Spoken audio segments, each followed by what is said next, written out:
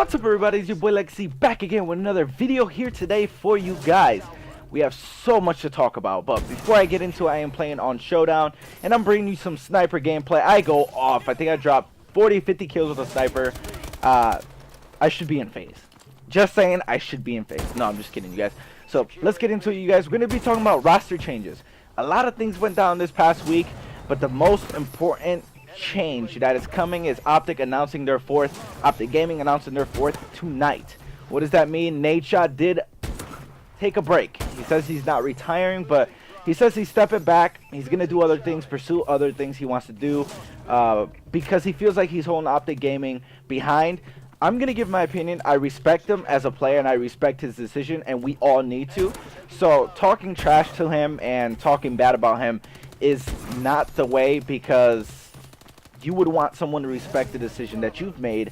So respect their decisions, but you can disagree with them. And why I say I disagree is for the fact that Nadeshot is letting one bad placing, and I know it was the biggest event of the year, COD Champs, placing 7th wasn't good. It's not good at all, but after he's placed top 3 in the past couple of COD Champs, but he took it too hard, and I think he let people get to him. He says he didn't, but in reality, the reason he didn't retire before or take a step back and leave competitive was because he wanted to compete, he wanted to win. He's won 3 in a row. The team did see success with him. He had one bad event, and he took it to heart. He really let it get to him, and the comments, and obviously Optic Gaming's a big world and a big organization. The Green Wall is huge, but he let that get to him, and now he's taking a step back, and Optic's going to be finding another, maybe Objective or Slayer, a 4th to replace Nadeshot. Nadeshot says he might come back at the end of the AW season or in the next Call of Duty, but I don't see that happening. If he's taking a step back, it's for a reason, and like I said, he let a lot of things get to him, but I don't think he should leave. I think he should reconsider, try again, at least play till X Games, and if he loses X Games and can't defend the title of 2 Olympic gold medals, and I say Olympic, but X Game medals, Olympic for esports, I feel that would be like an Olympic gold medal for me, but the X Games gold medal, if he can't win it, then maybe, then that's time. But one bad placing cannot force you into taking a step back and going back instead of moving forward. So, you know, I had to put my input on that. Like I said, I have to respect him as a person. He has his reasons, and I don't agree with it, but I have to respect that and not talk bad about him and just flame him and roast him on Twitter, because in reality, that doesn't make no sense. It's not going to change anything, and it's just disrespecting another person. And if I want to be respected for a decision I made, I got to respect others. So, you know, that's all I want to talk about really on Nadeshot's temporary retirement. But also, let's get into roster changes. And before I get into it, like I said, Optic Gaming's 4th. My opinions, they have to find another objective player, because an OBJ baits and switches. You know, objective player, people say it doesn't matter in this game, but it does matter. You know, objective player, it's not just to sit in hills. You know, it's to play smart, it's to play off your teammates, to let teammates trade with you. A lot of the objective players are all about trading in every situation. So the best fit that I see right now is TP. TP #1. If they pick him up, that's an instant God Squad, because TP is probably the best objective player in this game and can slay at the same time. So that would be probably #1, but they would have to try to get TP from ON to OG, and because of the league and all that, it could get mixed up. Obviously, they're going to figure out something. But another person I'm thinking of, and I'm saying this, Bose does not suck. Bose plays a similar position as Nadeshot and plays quite like him. So, you know, they wouldn't miss anything. Bose is just as good. So Bose would be my second option. My third would be Merc. And why do I say Merc? People would think, whoa, you're thinking about Merc. Well, Merc used to be on Optic Gaming. Not only that, he is a good objective player. He has seen, you know, he has seen everything. He knows how to play. He's worked with Scump before and everything. He's worked with Formal, you know, back on NB. So, you know, it wouldn't be a surprise. Merc is a very good objective player, believing Team Envy for him probably be hard because he is loyal to the brand like he was loyal to Optic Gaming. So that's my top 3.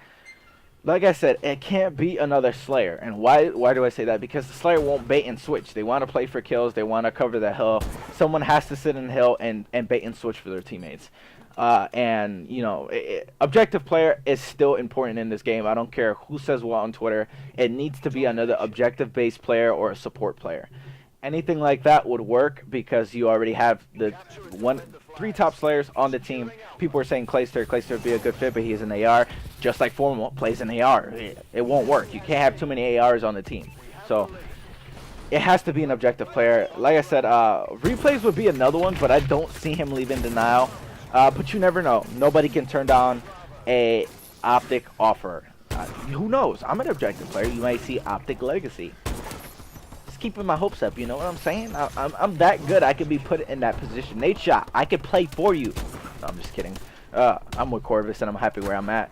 Obviously, and I'm not known, so, you know, they wouldn't give me a chance. That would be kind of weird. But anyway, you guys, let's talk about the other big roster changes happening this week. Strictly Business lost half of their squad. Dito and Neslo had decided to part ways from Strictly Business and looking for other teams. So, you know, that was a big one that I also saw. Not as big as anything else, but that was another main one, another change. FaZe Black is no more. Everybody's going their separate ways. Pretty much Elevate and Prophecy switch players. It's very weird.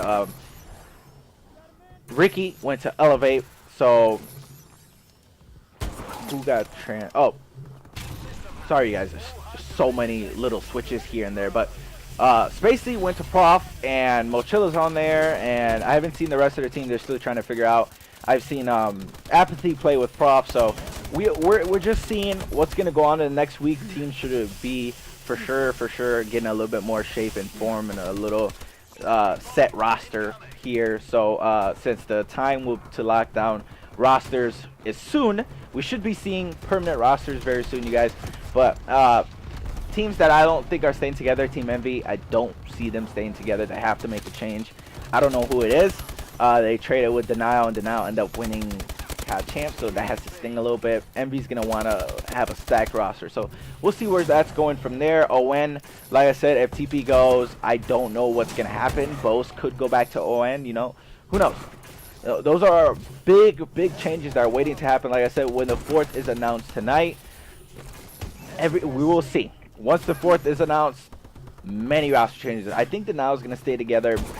I'm hoping they stay together. They won COD Champs. They're a really good team. After there were pretty much scraps thrown together as a team, they won and proved that they can hang in this game. The second best team, and I say second best because even though they won COD Champs, we got to see them win consistently. So, you know, they're still second best. But we will see. Denial should stay together. TK might make a change. I'm not sure who they would change out. Goonjar or Theory. They might make a change, but TKF stay together through thick and thin, so they might stay the same, you know. Just try to figure out what's going on and everything. TR, I see staying the same. People hinting that Nagafin's going to Optic. Those are just rumors. But obviously TR needs to stay the same because they're a really good team. Underestimated for sure. They surprised me, and I know they surprised a bunch of you guys out there. So that's happening. Parasite is saying that he is getting traded. I don't know if that's a rumor or if that's confirmed yet, but he is getting traded. He doesn't know where he's going right now, and like I said, it's just Twitter talk. Nothing's for sure until rosters are set. Sinful left Orbit. That I know about. It's been a little bit that I know about. Like I said, these are little changes, you guys. Little changes that are coming. I hate this time of year because every time there's an event or a big event or the season's over, people make roster changes. Like, why can't it be like the NBA where literally you have to stay a year and you can't break your contract unless you get traded and whatever? Because, I mean, I know there's not enough money, you know, to do that, to keep people in long-term contracts, you know, whatever, because it's not big enough yet, but we're getting there, you know. Really, it would be nice if teams stuck together for a while, not just change every couple months, because it's getting ridiculous where people just swapping back and forth. You never know where everything's going. I really want FaZe Black to stay together. But since they don't have a league spot, that is not going to happen. Apathy wants to win. And I know Proofy and Study want to go to a place where they're going to be able to play. I don't know what Censor's going to do. He might end up going to FaZe Red since Parasite's getting traded, but you never know. Like I said, everything is still up in the air. It's tossed. Everybody's throwing things up in the air, and everybody's catching this and that, and then they throw it back up in the air, and then some other team catches a player, then they throw that player back up in the air, and another team catches that player. It's just a mess. A mess. But Roster Mania is still not at its crazy point. Like I said, the things that shocked me was Nadeshot. That's probably shocked the world on Twitter. But everybody, this has been your boy Legacy. Like I said, thanks for sticking by while I talked about some roster changes because this was a long video. This has been your boy Legacy. Like, share, subscribe like always, you guys. Have a good day. Have a good Easter. Peace out.